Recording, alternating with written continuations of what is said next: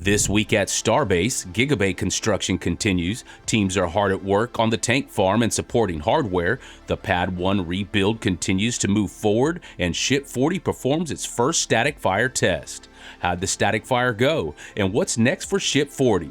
Well, let's dig into this week's update and find out.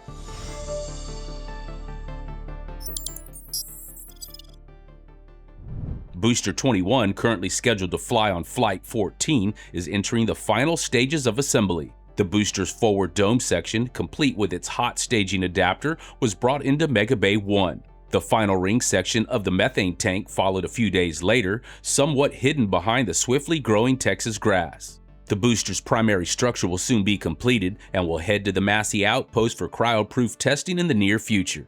Over in Mega Bay 2, a version 3 ship lifter was raised to the right-hand side of the bay and made ready to receive a ship. While ships and boosters are being built in the Mega Bays, construction of the Giga Bay, which will have the capacity to build more than twice as many ships and boosters than the two Mega Bays combined, is nearing the home stretch. The final levels of structural steel are being put in, and the tower cranes need to be raised to keep up. 5 additional sections are needed to bring each crane to their final operating height. The tower crane work continued through the week, with each crane climbing one section at a time in their own order, making them ready to assemble the remaining sections of Giga Bay. Cladding work has also resumed on Giga Bay. Like the other bays in Star Factory, the outer cladding is made of thin pieces of sheet steel, which will be backed by insulation for climate control. Down at the launch site, work on the launch pad commodities lines continues, with more trench liner being delivered and installed. The precast sections sometimes need to be modified before being put in place, like this section, which had rebar added to it so it can be capped off with concrete.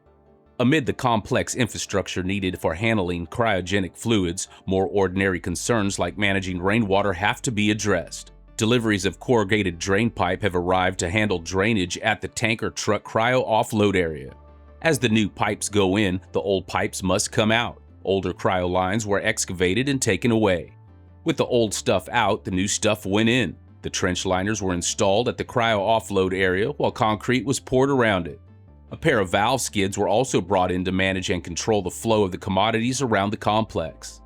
Part of the trench liner ended up being removed from the offload area the next day, followed by the installation of a cryo line for the new storage tanks. While the tank farm continues to be rearranged to accommodate 2 pads, the ongoing rebuild of Pad 1 saw the removal of the Ship Quick Disconnect actuator from the tower. Flame bucket support A-frames began to arrive for Pad 1's flame trench, along with more wall sections for additional cryo lines for the complex. Cranes soon began unloading the hardware, which will be needed in the near future. Pad 1 is currently being rebuilt to Pad 2 specifications, which is designed to handle the extra power of Raptor 3 and to support a higher flight rate. While construction continues at the launch complex, the test infrastructure at the Massey Outpost continues to evolve.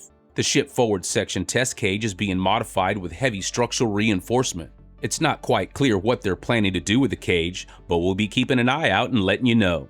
Moving on to testing activities for the week, over at Pad 2, ground crews are working on dialing in the complex deluge system.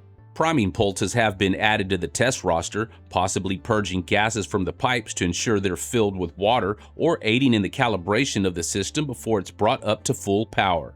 Heralding the beginning of hot fire testing for Ship 40, the ship's static fire stand was brought to Mega Bay 2 for ship transfer and rollout to the Massey Outpost. When the door was reopened, we could see that Ship 40 was on the static fire stand. The ship began rolling out in the evening, maneuvering behind Giga Bay into Sanchez, then taking the long journey up Highway 4 to the Massey Outpost. The ship arrived early the next morning and was quickly moved to the static fire station and attached to the ground support umbilicals. The aft flaps were deployed as workers began setting the ship up for its first test. Cryoloading began in the afternoon as Ship 40 was filled with liquid oxygen and liquid methane for the test. The first test saw the engine igniters fired, stopping just short of engine ignition. With that complete, the ship was detanked and the pad began cycling over for a planned static fire test the next day. Before hot firing the ship, workers needed to clear the site of hardware. The cryogenic thrust test stand was taken out of the Massey Outpost and brought over to Sanchez for safekeeping. With the pad cleared and the site reset, teams began preparing Ship 40 for its second round of testing. The ship was given a partial load of methane and oxygen, and when the clock reached 0, a single Raptor 3 engine was lit. The single sea-level Raptor was conditioned to the expected environment for relight and burned for approximately 15 seconds, successfully completing a full-duration simulation of a deorbit burn. A successful demonstration of deorbit burn capability is needed for Starship to go orbital on Flight 14. After the static fire was complete, the ship aft flaps were retracted.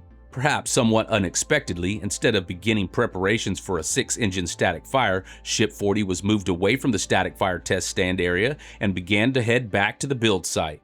When the ship arrived, it was brought back into Mega Bay 2. Workers will probably swap out one or more engines before sending Ship 40 back to Massey's for a 6-engine test. In other news around Starbase this week, a 110,000-pound capacity travel lift gantry crane was delivered to Sanchez. This kind of mobile crane is a useful tool for moving heavy loads that can cause other cranes, forklifts, and telehandlers to tip over. To facilitate a higher launch rate out of Starbase and to reduce road traffic, SpaceX has begun filing permits for an 8-mile natural gas pipeline, dubbed Starpipe, to the Starbase launch complex. Coincidentally, Elon Musk replied to Sawyer Merritt on X about this pipeline, saying that they're cutting back on the use of star as a prefix as it's getting a bit silly. Other permits have been filed for a natural gas liquefaction plant, which will purify the propellants ahead of launch. Meanwhile, out in Florida, tower stacking has begun in earnest at Space Launch Complex 37 at Cape Canaveral. Making use of a massive Liebherr LR 13,000 crawler crane, the second and third modules have been stacked at the complex's first pad. The first of the 2 chopstick arms was also seen moving past the vehicle assembly building on its way to Slick 37. When the complex is complete, it'll have 2 pads for Starship launch and catch operations. And there you have it, another Starship and Starbase update brought to you by Avid Space. Make sure you stay tuned for our upcoming spaceflight news update later in the week, and if you haven't already, make sure you hit those buttons that keep you updated with our new content. Thanks for watching, and we'll see you next week.